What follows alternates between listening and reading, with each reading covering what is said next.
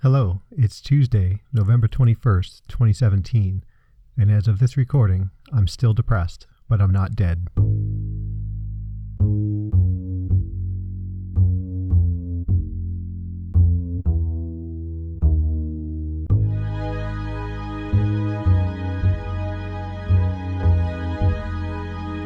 Hey everybody, welcome back to the show. I appreciate everyone who's taken time out of their day to download and listen to the words that are coming out of my face. You guys are wonderful.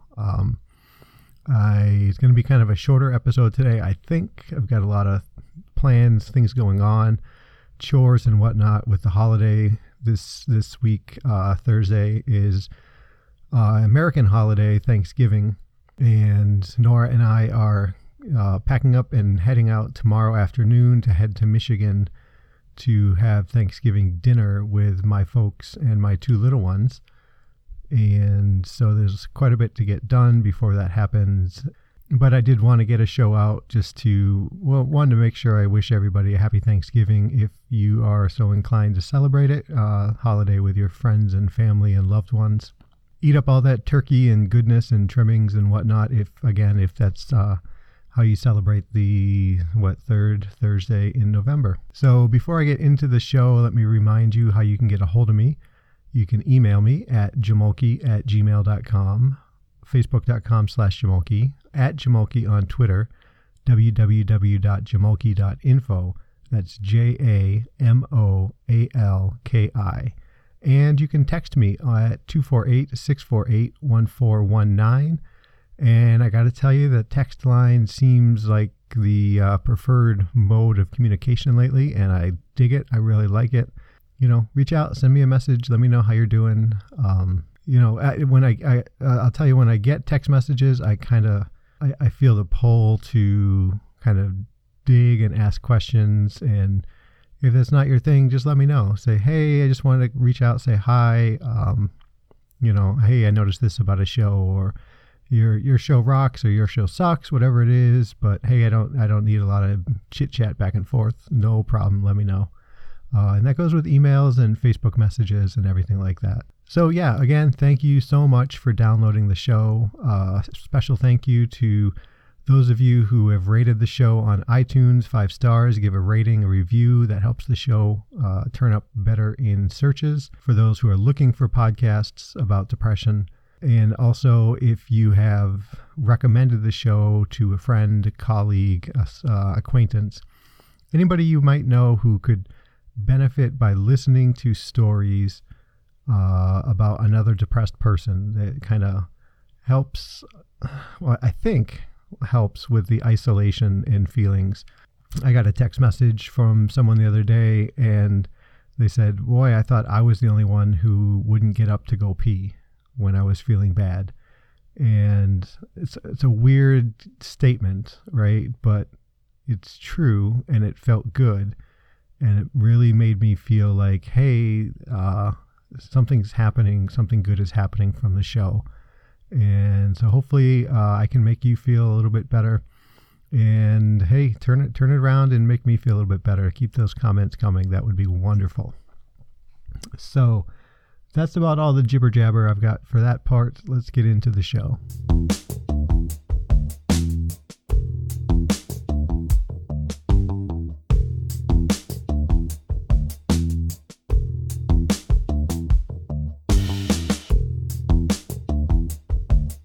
So, depression comes in a lot of different forms. There's a lot of different facets to it. There's the feeling of feeling bad about yourself, feeling hatred for yourself. There's the sleeplessness or the sleepiness, or the overeating or the undereating. There's so many parts to it. And something that has been feeling a little bit better for me lately is that my soul doesn't feel quite as crushed as it used to. I don't know, that's maybe a harsh way to put it, but lately I haven't felt like everything is doom and gloom. There's some things, and I'll get into that in a little bit, but I feel like my head is a little bit clearer, and I can maybe not appreciate all the good things for the good things that they are, but I think I'm doing a better job of not casting shadows over everything and seeing everything as whoa, this sucks, woe is me. And if I had so I sat and I was thinking about it, what's changed in the past several weeks that maybe has helped me out with this. I've talked about it, that I started taking the vitamin D, that I went and had my blood tested, and I was vitamin D insufficient, not quite deficient. And I've been taking vitamin D for a bit, so maybe that's helped me feel a little bit more energetic. Another thing that I started doing was taking my medication at night as opposed to in the morning every day. I take, what I take? I take trazodone at night for sleep. I take Lexapro. I take Abilify. I take the vitamin D, and I would take those every morning along with my first dose of Wellbutrin. So the Wellbutrin is kind of, I've mentioned before, is activating, gives me a little bit of a pep, a little bit of pep, a little bit of pep. The Wellbutrin, like I've said before, gives me a little bit of energy, or so. It can be kind of activating, stimulating. So I don't take that at night. I still take that twice a day, in the morning and then sometime early afternoon. But, I don't have hard facts to back it up, but it seems like I'm sleeping a little bit better now taking my medication at night. And it's not, I guess it's something I've thought of, and it's something that Alex and I have talked about. And I tried it a little bit when I started taking Abilify, and it worked so well, and then it stopped working so well. He's like, well, maybe take it at night. And I took it at night for a little bit, and I didn't really notice anything. But now that I'm taking all of my pills at night, I feel like I'm getting a little bit better sleep. And yeah, I'm gonna say vitamin D and kind of that change in when I've taking my medication is something that's benefited me. So I guess what I'm saying is, ask your doctor what they think. Ask your therapist, if you trust them enough to talk about your medication with them, what they think about when you should be taking your medication. And if maybe for you, you're taking it at night and taking it in the morning would be better. Maybe you take it midday because you forget to take it in the morning, or, something. But, think about when you take your medication, and talk to professionals and see, hey, what do you think if I made this switch to take it at time X as opposed to time Y? I don't know if it's really something, but for me, it's certainly, it's been a change that has come along with an improvement in my energy and in my mood. So, I don't know that it's causation, could be just correlation, but, something to think about, folks. So then I'm feeling a little bit better, right? And I don't feel as miserably tired all the time. I don't feel like I need to take a nap every day. There are days still when I want to take a nap just to get past the day, get through the afternoon. And I'm still very tired at night, and I want to, I prefer to go to sleep earlier. Well, one, because I still need to get up early for work. And actually this morning I overslept. I was up late last night, well, late for me, watching Celtics basketball game. And this morning I woke up at, what did I wake up at, 6:30, which is 50 minutes past my alarm. And I do not remember my alarm going off. I am confident that it went off and I turned it off, but I do not remember that at all. So, I like to get up around 5:30 on work days so I can be to work at 6:30. So I don't want to stay up too late during the week. And I'm kind of a creature of habit, so that kind of washes over into the weekend as well. So, it's one reason I go to sleep early, but the other reason is to just get the day over with. Usually by evening time, I'm just, I feel like I've spent as much emotional capital as I have, that I've given up all of my I've used up all my bandwidth for existing for the day, and I'm just ready for the day to be over. Which I guess sounds a little bit opposite of what I'm talking about, but yeah. So there are still those times when I want to sleep, but it's not throughout the day where I feel like I could lay down and fall asleep in a minute anywhere. Just give me a square on the floor and I'll be fine. So that's a good thing. And, along with that is my mood, my outlook isn't quite as bleak, kind of doom and gloom. Like I said, my soul is not feeling crushed anymore. And that's a positive too. But the reason I bring that up is because there's a big chunk of my head where I'm unsettled on that feeling, that there's a nagging voice in my head that's telling me, oh, it's all just going to fall apart. Oh, it's not really going to stay like this. Oh, you poor, silly man. When I kind of see, I see little kids now, and it's kind of cute to see them doing whatever. I was at work today, and there was a kid bouncing down the aisle with his mom, going la la la la as he was bouncing. It 3 weeks ago that would have been kind of annoying. This week it was, oh, that's cute. The kid's playing with how his voice kind of bounces as he bounces. So, but there's that guy in the back of my head saying, huh, yeah, that little brat's gonna show you his true colors next week, and you're gonna see him for what he really is. I don't want to say I'm afraid to feel better, but I'm unsettled feeling better. I don't have an intellectual pathway to think that it's going to remain this way, that I'm going to stay this way, and that's bothersome to me, and it kind of makes me feel like I'm holding back a little bit.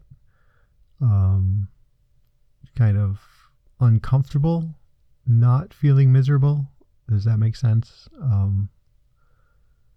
Yeah, I think that's it. Uncomfortable, not feeling miserable. It feels like it's all fake, and kind of reminds me of there's I've talked about it before. I think that as a depressed person, when I see other people who are talking and laughing and having fun, it feels like they must be faking it, because gosh, I'm so miserable. Everybody must be miserable. How can they, what secret powers do they have to be able to laugh and smile all the time, or seemingly all the time? And that's kind of what this is like internally, though, that, ooh, yeah, you're miserable and you hate yourself, and the depression is kind of just taking a long weekend or something, and it's all going to come flying back at any time. Yeah. So there's that. That's exciting, right? Another topic that I wanted to talk about real quick is, even though I'm feeling a little bit better like this, and I really would like it to continue, one thing that's kind of been shown to me over and over again is my complete lack of real emotions, especially empathy, when it comes to good things and bad things. I still don't enjoy doing anything, and I actually have a hard time now with this little bit of extra energy finding out what it is that I want to do, because my poor self-worth, my tendency to belittle everything that I do, to diminish the importance of anything that I say, do, or a third thing, is like an overdrive. And before I even get started on something, my mind's already saying, oh, that's stupid. Oh, that's stupid. Hey, what are you doing that for? That's stupid. hey, not only is that stupid, but you're stupid. And so I've noticed that with my emotions. So I don't feel positive emotions, and I don't feel negative emotions either right now. I've talked about on a couple shows back that there's discussion about us moving to North Carolina, and that is all but certain now. It's just a matter of employment and things like that. But yeah, I'll talk about that more in another episode. But the one thing I noticed, so the girl here is overseas in Japan with her aunt going to school. And so Nora and her ex did a Facebook video call with her this past Friday night, to break the news to her that we're moving. And predictably, she just melted down and was, crying immediately, had to get herself off the screen, crying, why, sniffles, all that. Perfectly legitimate response to the information. And I was in the room because I felt like I felt it would be important for me to hear the things that they were saying to her and what she might have to say back to them. And I felt nothing from that. I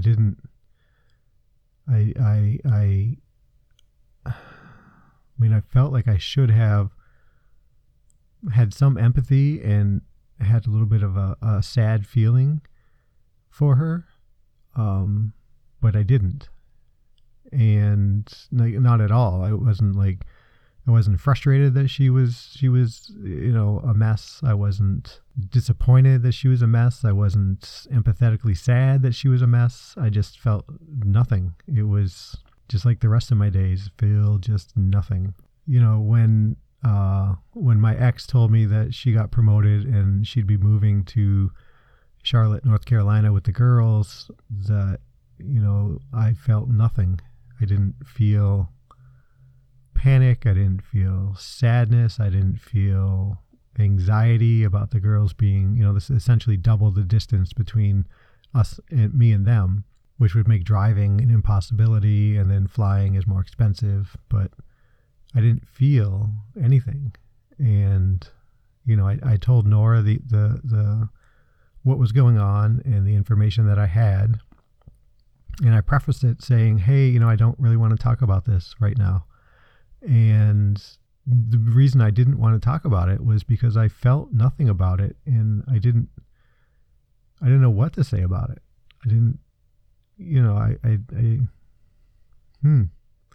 It's hard to talk about it's hard to talk about the lack of something. So, I go down the path of anhedonia, not feeling pleasure in anything. And then the dysthymia has me down all the time. But not as down lately, right? Because medication at night, woohoo. And now I not only don't feel happiness, I don't feel anything sad either, anything bad, anything really negative. I get frustrated sometimes. Usually I'm frustrated at other drivers on the road or things like that. Things aren't moving as fast for me, that I'm a little bit impatient. But in general, I don't feel anything. And that, the fact that I don't feel anything means that it doesn't bother me, I guess. It doesn't make me feel bad that I don't feel. But it certainly makes me feel less connected, less able to connect with other people, less reliable of a partner. I still know when I should. I still know when it would be appropriate to feel empathy and feel sadness or happiness for, things when Nora's telling me things or my girls are telling me things. So I can kind of echo that back to them as best I can. Although I'm not very good at faking my emotions. So if I don't really feel happy about it, it's hard for me to portray that, and I really feel fake. I have a really hard time with that. And really, when it comes to sad things, I know enough not to make jokes, which is my preferred method of deferring what emotions I used to have. Yeah, I don't know. I feel like I've gone off the rails here yet again. You know what? I said it was going to be a short show, so maybe I'll just wrap it up here. So to sum up, I'm feeling a little bit better. I'm also feeling a little weird about that feeling better. I'm not experiencing any kind of emotions, any kind of empathy, any kind of I guess apathy is what I feel, but that sounds negative, doesn't it? That doesn't sound right. So yeah, I'm a more energetic and less foggy-eyed, depressed man today, and I'm taking that as a win. So everybody, thanks for listening. Again, happy Thanksgiving to you if that's a holiday you celebrate. And yeah, thanks. Everybody be safe and be well.